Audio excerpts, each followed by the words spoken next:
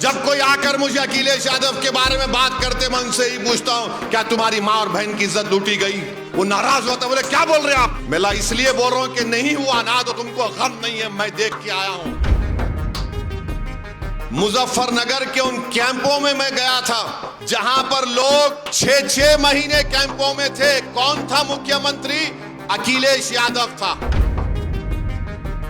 उस फसाद में 50,000 लोग बेघर हो गए थे। 50,000, 100 से ज्यादा मुस्लिम महिलाओं का रेप हुआ था।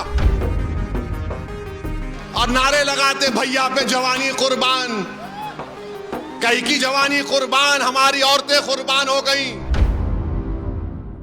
समाजवादी पार्टी उत्तर प्रदेश में अखिलेश यादव मुख्यमंत्री थे। मुजफ्फरनगर का फसाद हुआ 2013 में। मैं गया था मुजफ्फरनगर को।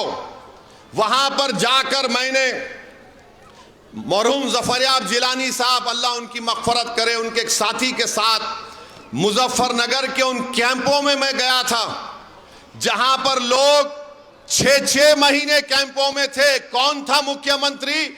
अखिलेश यादव था, जो मौजूदा विधायक के लीडर हैं। आपको मालूम, उन कैंपों में जाकर मैंने रिलीफ का काम किया था। और आपको अंदाजा नहीं है, नौजवानों को, 2013 में जितने 25, 26, 28 साल के नौजवान हैं उनको बता रहा हूं, उस फसाद में 50,000 लोग बेघर हो गए थे। 50,000, 100 से ज्यादा मुस्लिम महिलाओं का रेप हुआ था, जिसमें से 15 मुस्लिम महिलाओं ने कोर्ट में जाकर बयान दिया था, जिसमें से शायद आज भी लड़ रही हैं वो केस। मैं उन महिलाओं से मिला जिनका रेप हुआ था। मैं पूछना चाह रहा हूं, जब मुख्यमंत्री तुम्हारा था समाजवादी का और तुम मुख्यमंत्री हो, 50,000 लोग मुजफ्फरनगर के कांड में बेघर हो गए।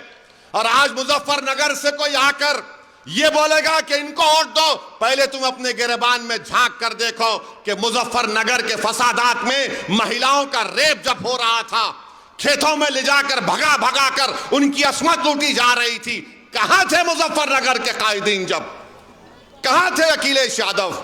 कोई नहीं था।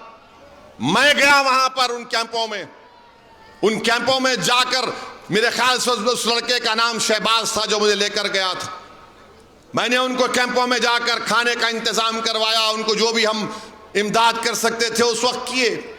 मगर ये बोलना कि समाजवादी पार्टी बड़ी वो है, फुला है, अरे 50,000 आजादी के बाद इतने ज्यादा लोग एक इलाके से नहीं हटाए गए थे जो अखिलेश यादव के दौर में हुआ। और अखिलेश यादव को बोलते भैया आ गए, भैया। अरे काय का भैया ये? और नारे लगाते, भैया पे जवानी कुर्बान, कई की जवानी कुर्बान, हमारी औरतें कुर्बान हो गई, घरों बार लुट गया। ये और बात है कि आप भूल गए, मगर मैं नहीं भूला। जब कोई आकर मुझे अखिलेश यादव के बारे में बात करते, मैं उनसे ही पूछता हूं क्या तुम्हारी माँ और बहन की इज्जत लूटी गई? वो नाराज होता, बोले क्या बोल रहे हैं आप? मैं इसलिए बोल रहा हूं कि नहीं हुआ ना तो तुमको गम नहीं है, मैं देख के आया हूं। मैं उन अपनी बेटियों को देखा हूं उस वक्त जो पर्दे के पीछे से इंसाफ नहीं करा उनके साथ। मैं जानता हूं मुजफ्फरनगर के कांड में क्या हुआ।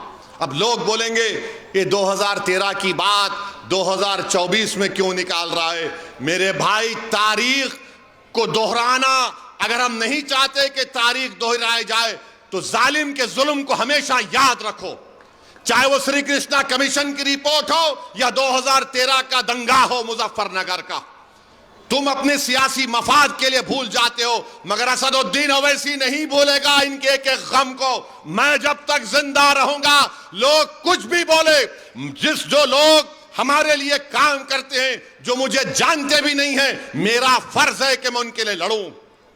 मेरा फर्ज है कि उनके इंसाफ के लिए मैं लड़ूं।